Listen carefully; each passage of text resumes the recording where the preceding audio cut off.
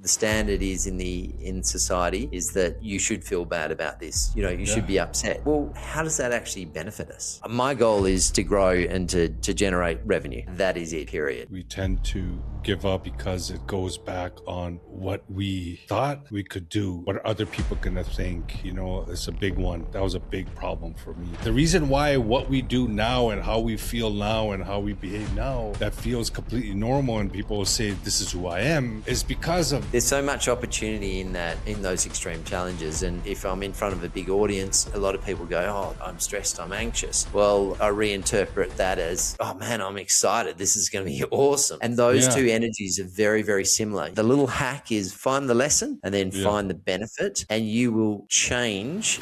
My background is in health, so I've been very focused on utilizing dopamine for business growth and for overcoming those stressful situations and anxiety. And the more we can bring dopamine into our world, the better we go with the anxiety and the stress and the depression. So there's a bunch of different ways, and that's just purely for business. Welcome to Super Entrepreneurs Podcast. I'm your host, Shahid Durrani. Today we have with us Nathan Baws. He's obsessed with growth. He launched 19 businesses, appeared on Shark Tank in Australia, and he co-authored with Tony Robbins and Tracy. And also he holds a Guinness World Record for ice baths. So I'm really excited to speak to Nathan. Appreciate you coming on the show today. Thank you for having me, Shahid. It's lovely to be here, mate. No, it's great. It's great. I appreciate you. It's wonderful to have you as well. So before we kind of get into all the details, can you share what your business or businesses look like overall in terms of revenue and income? Yeah, there's a fair bit going on at the moment. So in different industries. So in place, I guess my bread and butter is food. Funny enough. Yeah. So I have a food business where we manufacture pasta, and we have a few different verticals, about 7 different ways that we sell that. We bring that to the market. So that's everything from wholesale to supermarkets to direct to the public, in pop-up shops, to do a lot of fundraising with it. We do a lot of catering, and we do a lot of home delivery. So there's a bunch of different strategies that we use for that. And so that's one of them. And then I'm in a lot of other business in property across a couple of different countries where we have property, just the standard traditional way of renting out standard properties. And then we have a involvement in a bookkeeping firm where we created a bookkeeping company because I just thought there was not enough really good bookkeepers that were particularly focused on business growth. So we help people with fixing up their books and growing their business at the same time. So yeah, they're probably the main ones that spring to mind. In a lot of startups as well, with a weight loss program that we're launching in a couple of hotels in Indonesia at the moment, and we do a lot of education for school kids, actually, in entrepreneurism and financial literacy. So there's a bunch of different things going on there. Yeah, that's wonderful, Nathan. That's wonderful. But could you share like an approximate number annually, what you're generating with all this good stuff? I don't really like to go into details. We are in the sort of 6 to 7 figure range for most of them. Okay, but that's good enough. Yeah, don't really like focusing on the numbers. No, because love to focus on the growth and growing the numbers. That's where Yeah. So because of all the noise online, we found that people stick to the entire episode once they know where they stand right now as of today, kind of thing. So it kind of gives them a benchmark to say, okay, I'll listen to these guys for 20, 30 minutes, or they'll jump off and go. So, you know what I mean? So we want to add value and we want them to stay. So that's why this kind of information helps them, right? Helps everyone, actually. Sure. Yeah. Yeah. Thank Understand. you. Understand. So, people that heard you for the first time, can you share, uh, what led you to study the human potential, human behavior? Because I know that from what I saw is that you did have a little downwards trajectory, and then you worked on your inner world to make some serious shifts. So, would love to know about that. Yeah, yeah. Well, I'd just come off the back of if we're talking numbers, a seven-figure exit from a health shop group that I'd started. So I'd Good. created three health shops and a supplement range that I sold across Australia. And coming off the back of that, you think you've got it pretty sorted, or I did at this Yeah. stage, and then It never is, right? never is, and life Yeah. has a good way of keeping Oh you yeah. honest and Oh keeping yeah. you grounded, let's say. Yeah. So after that, I went into restaurants because I thought, hey, I can do business. I know business, so Yeah. I went into restaurants, and apparently I didn't know business, and particularly I didn't know the restaurant business. Yeah. So I built three different restaurants, and found out pretty quickly that I was losing a lot of money, and Oh yeah, so I had to definitely pivot and change. And yeah. so, yeah, there was a fair bit of mindset stuff that went on with that, as you can Yeah. imagine. Yes. And that, again, numbers. So we were losing about between 10 and 20 grand a month across the restaurants. And that was going on for a little too long for my liking. So we had to change directions. And that was a bit of a tough decision to make, because when you've done something relatively well, as we had exited from the health industry, and knowing that industry really, really well, I'd been sort of mentored in that for about 8 years in a group of pharmacies that I managed, and I had a fantastic mentor who sort of taught me everything about the business, and then went out onto my own and did my own thing. But after that, you kind of think certain things, but life has a way of saying, actually, Yeah. It's so you're funny, still Nathan, that human. you Yeah, yeah, you mentioned that because we plan, we strategize, we think of the ideas like, oh man, this is gonna be amazing.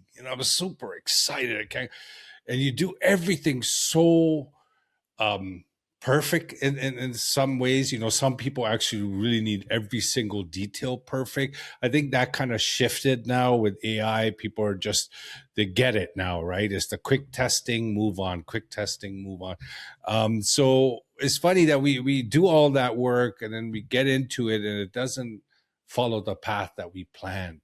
And that has a devastating effect on people's psyche, especially when people see these podcasts and these videos and they're seeing all these successful people. And they say, okay, man, for me, of course, if he can do it, I can do it. And it's true. But if you're not flowing with reality to realize that it can go south, are you prepared to mentally handle that and then get back into it? Because I feel like is the mental toughness in entrepreneurship is the most important aspect of growth and success, I think. for sure, for sure. And those experiences are phenomenal. I mean, Yeah. that Learning that's where you lessons. cut your teeth. That's where you really, really learn. Yeah. There's so much opportunity in those extreme challenges, and you've got a choice. You can either throw the towel in and quit, or you can learn by it and apply those lessons to the next Yeah. business or businesses. And they're fantastic lessons. I wouldn't have given them up for the Yeah. world, you know. Yeah.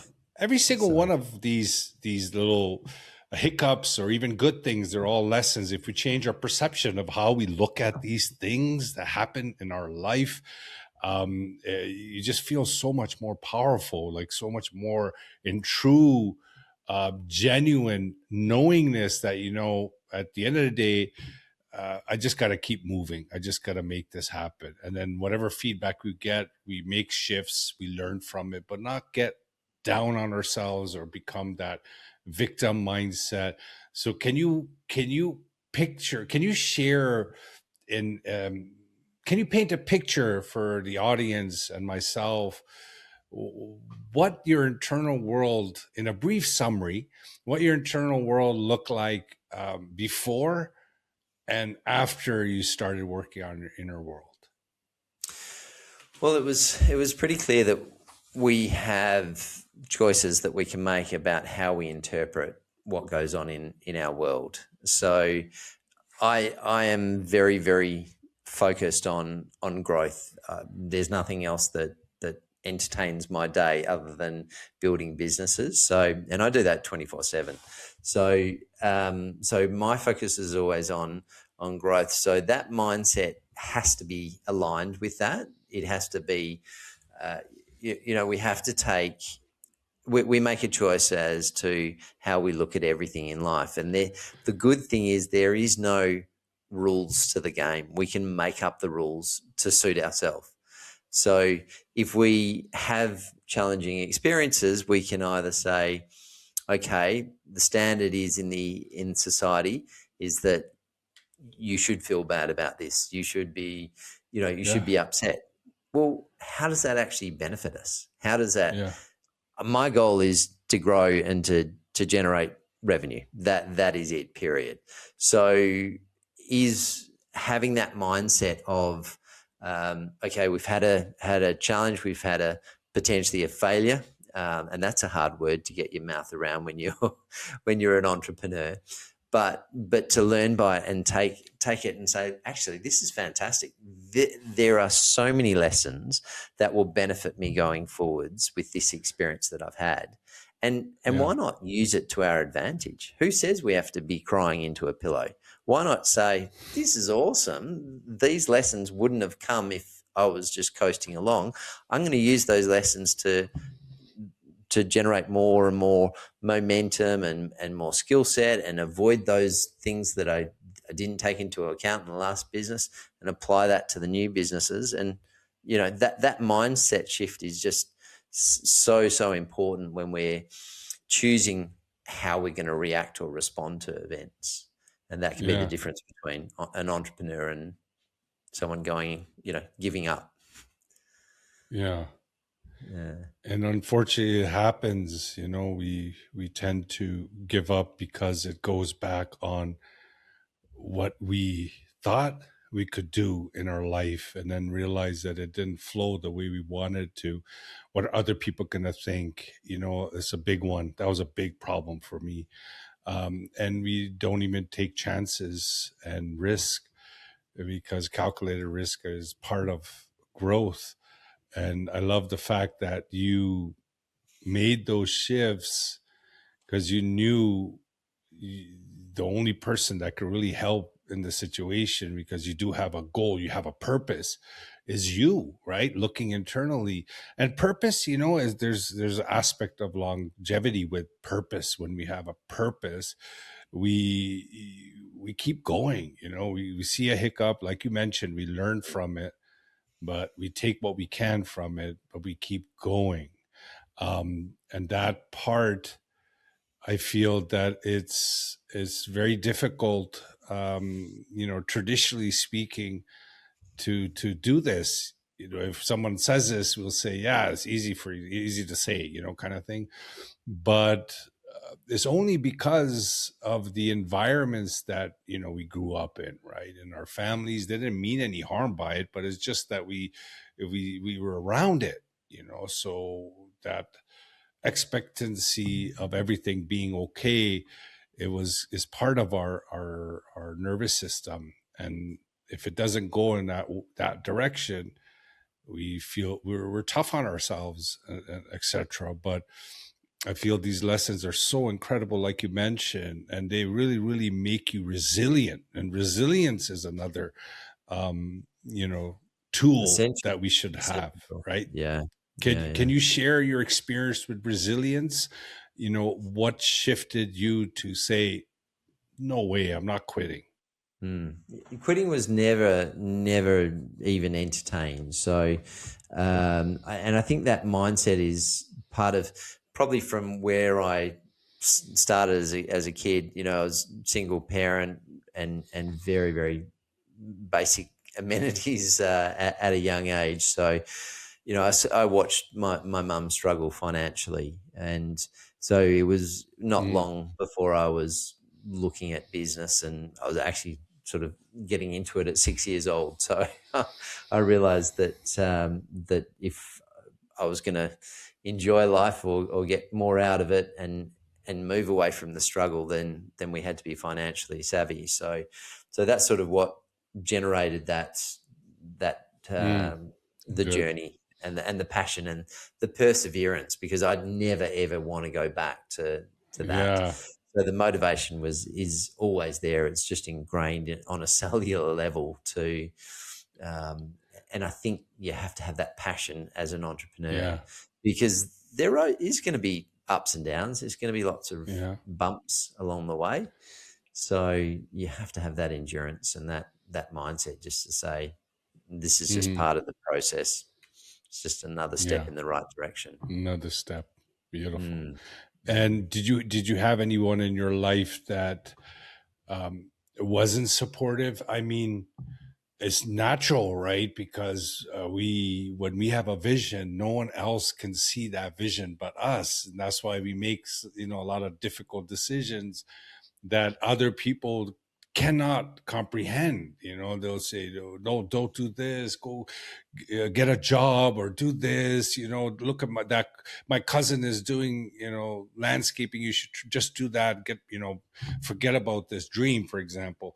um, have you experienced that in your journey, and if you did, how did you manage it? Yeah, I did early on with friends and family, and Mhm. you know, they were always, the friends in the early days were sort of, let's go out, let's party, and I remember being very, very hungover one day and saying to one of my mates, "That's it, I'm done. Yeah. This is getting in the way of work." And that was interesting because I was practicing as a naturopath, so someone that looks after people's health, and I'm rocking Mhm. up with these bloodshot Oh eyes, and yeah. you know, and feeling Yeah. pretty bad, and Yeah.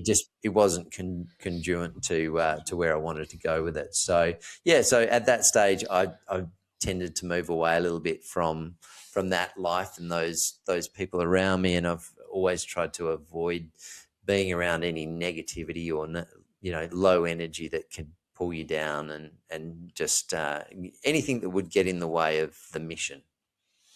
Mm. And yeah, it's pretty harsh on that. Yeah. Oh, wonderful. Yeah. So a lot of people find that they have these goals and these desires to achieve, but they find that there's something internally that holds them back all the time. There's this ongoing pressure that you sense when you're trying to grow a business. It feels like it's you being held back, or there's this internal overwhelm. Um, did you have that struggle? Especially, I think that you went through a period of anxiety and that mental overwhelm. Um, can you share what that looked Yeah. like behind the scenes, I guess? I think action always overcomes anxiety. So Okay. if you find that you are getting anxious and stressed and depressed, any of those sort of emotional states, action is always the best action, or the best tool to dig yourself out of that and to progress. And it's very hard to be anxious or stressed if you're burning adrenaline, if you're creating action in your life. It's a lot easier to work through it, I should say. You can still be stressed, but it's a lot easier to get through it. It's very hard when you're sitting back on your backside and expecting to get over those emotional states. So what I always thought is, I'll just work my way out of it. I'll just work harder. I'll just keep Good. going harder and push through it. But what I've really focused on in the last couple of years is, and knowing that there's always stress in everything. As you get growth, there's a whole new load of challenges that come with that. It's a great thing, But it's just the way. There's a couple of things that I've been really focusing on and helping people to do the same. Is one is work on the way you interpret things. So again, we make choices. We can say, "Oh, I'm stressed. I've got too much going on," Yeah. or we can, or we can reinterpret that and say, "Actually, this is fantastic. I've got so much going on. This is awesome, right?" Yeah. So and same when I'm doing public speaking and things like that. If I'm in front of a big audience, a lot of people go, "Oh, I'm stressed. I'm anxious." Well, I reinterpret that as, "Oh man, I'm excited. This is going to be awesome." And those Yeah. two energies are very, very similar. You've got anxiety and you've got excitement, and they are so similar energies that it's very easy just to pivot from one to the other.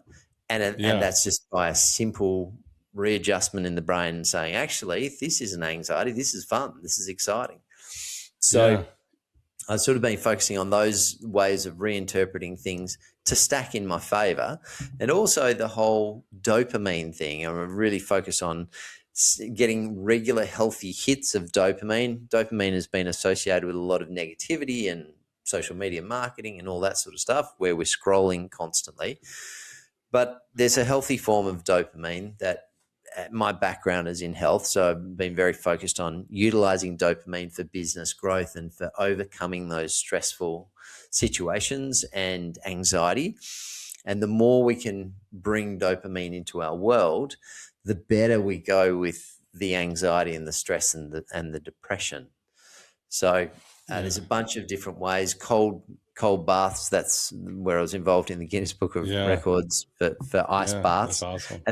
And that's just purely for business. So everything I do is all business focused. So I'll do ice baths. I do cold plunges into the beach every day of the year. Whether it's 0 degrees out there or a sunny day, and it's all part of my business day. And for overcoming that stress, for getting a dopamine hit. Mm-hmm. And there's so many different ways you can bring it into your life to offset all that anxiety and stress. Yeah. So, for me, I've been taking cold showers since 2018. A cousin of mine introduced it to me at a cottage trip because he said he had severe asthma and they were going to give him some steroids to eat and, the puffers. And he said, "No, this can't be it. Like, is this ending?" He took it, he got really nervous. And then he researched and he found cold showers. He started taking them. So when I talked to him about it in 2018, he was already doing it for 4 or 5 years. And he told me that, everything cleared up. I never took a pill, nothing. And so that's pretty incredible. So I started doing it. First 2 weeks was hard, but now I honestly, it doesn't matter how cold. I'll take cold showers on a consistent basis. Another thing you mentioned about the story that we tell ourselves, right? The self-talk. It comes down to empowering or strengthening our perception. It's just one of the qualities that we have, that we can shift our perception of how we see ourselves and how we see our life. And that creates a huge impact. For me, I practice present moment awareness. So dopamine has become part of that equation, because once you take control over the moment, once you really deeply self-aware in any given moment as much as possible, you fall off the wagon here and there, obviously, but you try to stay there.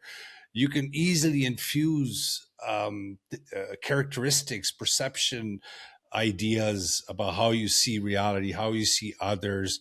The other day I went with my brother, and then, he wanted to pick up something. I can't remember. He had to pick up something. It didn't work out well. He was getting stress, and I was sensing that stress from him, right? Like he was getting that. But it was that perception, that practice in the present moment, that you right away say, "Well, I'm grateful to even be sitting with my brother right now. He's alive. I'm alive. He just it's just something he's dealing with. He's going to go. So you don't have to say that much to yourself when you get to that point. It's just natural. You just see everything good. And if you do mention it to someone, it could have a reverse effect as well, because they're going to say, oh, you're just showing off. You don't see the how horrible this is. Listen, everything, if you zoom out, if you look at your whole life, you had many horrible situations, but then eventually those situations kind of brought you to where you are today. So the zoom out view, the perception of your personal reality of your life means everything, and how much you do and the quality that you do. Totally. So there's a little hack with that, exactly along those lines. There's two things that you can do when you experience anything, good or bad, doesn't matter what it is. If you want to stack that in your favor to go forwards, there's two things you got to do. One is you've got to understand what the lesson is in that. There's always a lesson in whatever stressful event you've had go on. There's always a lesson. And at the time you were saying you have to zoom out. It's exactly right. You have to zoom out to find that lesson, because when you're in the moment, you'll go, there's no bloody lesson here. What are you talking about? This has happened to me. It had nothing to do with me, right?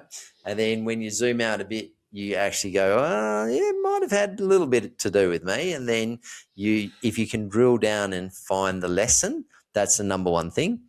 And then the second thing in it is, how does that lesson benefit me going forwards? So if you can apply a benefit to that lesson, so that's the little hack is find the lesson and then find the benefit, and you will change, as part of NLP, neuro-linguistic programming, but you will change how you perceive anything bad. And it doesn't matter how extreme it is. I've had colleagues in the past who've had some horrific things happen to them, and by doing this little trick, they've totally changed the way they've interpreted those events, and wouldn't replace them for the world now. They've learned so much. I agree. It's amazing. Yeah, I completely agree. But once you practice that, it's like a game. You make it into a game and you keep doing it. Eventually, it just becomes a normal thing. Is the reason why what we do now and how we feel now and how we behave now, that feels completely normal, and people will say, this is who I am, is because of that younger age 7 to 12, where their nervous system was coded with those type of beliefs. So that's why people believe in their ideas, and they'll go on the streets for it, right? Because it's part of their nervous system, is encoded in them. So this behavior, when we work on this slowly over time, that new idea of looking for the lesson automatically starts becoming part of us. In that situation, my brother, the first thing was the lesson for me that came up was the fact that I need to remain calm with him, try to share my presence with him, that it'll be fine, without words. And that's what I did. Right. And the situation became fun after. We were joking around and stuff like that. It just not from words. It was just like more energy. Can you speak about energy a little bit and how it has impacted your life and your success? Energy is everything as far as I'm concerned. It is essential. It is, it's responsible. Like, I do a lot of joint ventures, and it's something that I really love for business growth. I'm really into collaborations and joint ventures. Me too. That energy. Yeah, you do the same. Yeah. Yeah. Fantastic. Absolutely fantastic. It's the quickest way to grow a business overnight. Quickest way. With good people. With good. I don't know if you've heard of Zig Ziglar. I was brought up on Zig Ziglar, and amazing guy, motivational speaker. And he always used to say, you can't do a good deal with a bad person. So you're absolutely right. It's got to be with good people. So, and being around good people and being around high energy people. And that was like what I touched on before, when I sort of moved away from friends that were into the night clubbing and the drinking and the alcohol. There's a certain vibration that goes with that, certain level of energy that goes with that, and it's not something that I want in my life. So you tend to steer away from any of that negativity, negative family, negative people. The news on TV, I mean, especially now, it is phenomenal. Huge negativity in it. So you can be resonating at that level of negativity. And look, the reality is no one will want to be around that. So if you're looking for business opportunities, if you're looking for, you're trying to sell a product, no one wants to be around that negativity. They all want to be that, they're attracted to people who are of a higher vibration, of a higher energy. That's all, again, related to the dopamine. That's a big reason why I focus a lot of my day on dopamine creation, because I want to be that person that people want to be around. So it's a lot easier to do a deal with someone you like. So much easier. Yeah, so much Really, easier really than trying to figure out a plan of how to get in and perform, and what do I need to do? I got to do this. Okay, when I match these dots, then I'll get there. You know what I mean? It's great, right? But to plan things, obviously. But when we put the energy of neediness into it, there's a lack into it. Not having the energy of, everything's going to be okay. Everything's unfolding for me.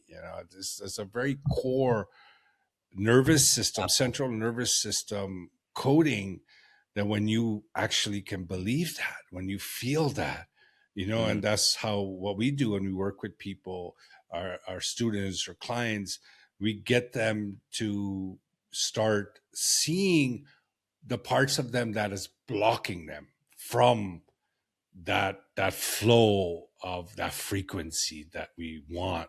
Because as kids, that frequency is more available to us. We have this childlike joy, this excitement, enthusiasm, for things. We're always trying to discover that same level starts appearing more because it's natural. That's our foundation. That's our, core starting point. So as we get older, at the same time, when we're kids, we also form these barriers, right? These ideas where someone took a lollipop from me at the playground. That means other people are always out to steal and do bad to me. That becomes a protective identity. Grow up, when you're doing business deals, you're always wary. You're not as gregarious, and just putting yourself out there, you kind of stay back in the sidelines. And that's just one example, but there's many of these blockages that hold entrepreneurs back. And I noticed that we can go directly and try to implement these dopamine, internal triggers. But I feel that if we don't work on what's blocking it, that part becomes so much more difficult, because I spent quite a lot of time on trying to make those shifts on top of past programming, and it is next to impossible. It was really hard for me. I've heard of stories, people have done it, but it takes a lot longer, a lot more focus than healing and then adding. Right. Yeah. No, you're right. I mean, we're ingrained in so many of those negative neural pathways from a young age. So there's a lot that has to be undone if you want to move forwards. So how do you work with your intuition? Can you share anything about that? Does that guide you? We hear people like Tony Robbins even says it. And when I heard it, I thought it was like, what are you talking about? He goes, I'm guided to do certain things, right? So that I never understood it when I was living from outside in paradigm. Once I started focusing on internal or living the inside out paradigm, I started noticing that more and more. I would be in one direction. I was just, no, you got to do this. And then I started trusting it. And the more I started trusting it, the more it was on my side. The more I didn't trust it, the more I was getting confused with thought patterns as intuition. But I'd love to hear from your experience and your journey. Yeah, I think intuition is something that you develop if you're aware. So, you know, the Yeah. more aware you are, the more open you are to it, the more you really are observant and listen to what people are really saying. I mean, I think a lot of the intuition comes, and it's a powerful tool, and again, it's Yeah. like any sort of tool that helps you grow, helps you understand people better, helps you negotiate with people better. It's another thing that you can use to your advantage, not to anyone else's disadvantage, but to your advantage to help you go further. And I think it's a fantastic tool to be able to hone and sense. I mean, the countless times that I'll think, I haven't heard from John, and 2 seconds later, John's on the phone calling me. Yeah. So, you know, that sort of thing happens all the time. And I think as you Yeah. get more aware, and you start to also, not exactly in that scenario, but you start to be able to read people's body language. And that's all part of Yes. that sort of process when you're negotiating with people and you get to understand, you know, body Yeah. language. I studied with Yes. an amazing guy, called Rick Otten, who I learned a lot of property stuff off, and he was one of the right-hand men to a guy called Alan Pease, who was pretty much the founder of body language, the science behind body language. So there's just so much cool stuff in Yeah. that whole world of It's different. It's definitely a power to work on. You know, another aspect of on top of the body language is, you know, having the ability to read frequency where you don't get as manipulated as you would before. I found that very vivid. You know, you just knowing is there's this knowingness when you're present and you live that type of inside out lifestyle, and that type of perception, and you're with people, that manipulation becomes quite obvious when it's happening. So there's this natural protection barrier as well that comes with it, you know. And I found that it helps so much, not just in business, right, in regular conversations as well, you know, and especially with opportunities. And also when you calm the mind like that and you actually go and become really super self-aware, you start noticing a lot more opportunities, you know. for sure. Yes, too Right. many sometimes. Yeah, too many to choose from. Oh Yeah. man, Nathan, it was great having you today and talking about all this stuff, because at the end of the Likewise. day, you know, I do bring on people with strategies and all that kind of, and you probably had tons of them, but because of your journey, I just want to help people realize that, wait a minute, you know, if they tried something before it didn't work, they shouldn't stop.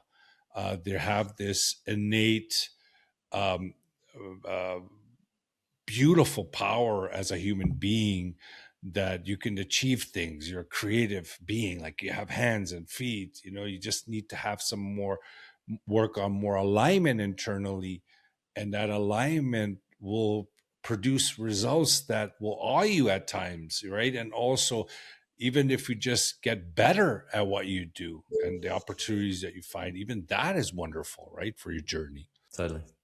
Yeah, Right? powerful.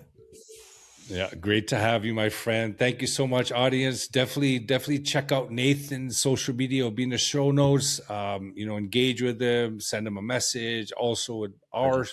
channel, social medias, please do engage. You know, comment, give us your feedback. We'd love to hear from you, because, you know, respecting each other's voice is important, and we'd love to know that you're there in the audience. Right? Thank you so much, and thank you, Nathan. Thank you, Shahid. Pleasure.